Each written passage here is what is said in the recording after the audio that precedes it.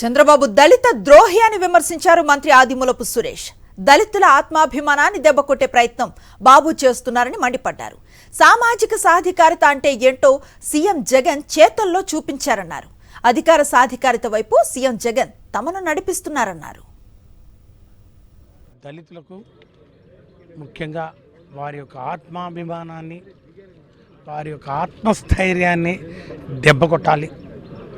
ఈరోజు మేమంతా జగన్ వైపు ఉండి జగనన్న పంచినటువంటి ప్రేమ అభిమానులకు మేము లొంగిపోయామని ఆయనకు అక్కస్తోటి ఈరోజు ఏదో మాట్లాడుతున్నాడు.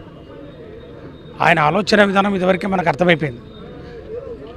దళితులుగా ఎవరైనా పుట్టాలనుకుంటారా అని చెప్పి ఆయన చెప్పినటువంటి మాటలు, దానికి క్షమాపణ చెప్పండి, క్షమాపణ చెప్పి దళిత నియోజకవర్గం అయినటువంటి ఎర్రగొండపాలెంకు రమ్మని చెప్తే దాన్ని రాజకీయం చేసి నీకున్నటువంటి ఎల్లో మీడియాతోటి చిలవల పలవలుగా చేసి ఆయన మీద ఏదో రాడి దాడి జరిగిందని వాళ్ళ నాయకులే రాళ్ల దాడి ఆ రోజు చేసినటువంటి వీడియోలన్నీ కూడా క్షుణ్ణంగా చెప్తున్నా కూడా దాన్ని కడుపులో పెట్టుకొని ఈరోజు ఓడిపోతున్నామనే ఒక భయంతో ఈరోజు కొండేపి నియోజకవర్గంలో ఈరోజు ప్రజలకు సేవ చేయాలనే ఒక గొప్ప అవకాశాన్ని జగనన్న మాకిచ్చి నాలాంటి ఎంతోమందికి మరి ఈరోజు అధికారం, మరి ముఖ్యంగా మరి అధికార సాధికారత వైపు ఈరోజు జగనన్న మమ్మల్ని చేపట్టుకుని నడిపిస్తూ ఉంటే నీకు చేత కావట్లేదు.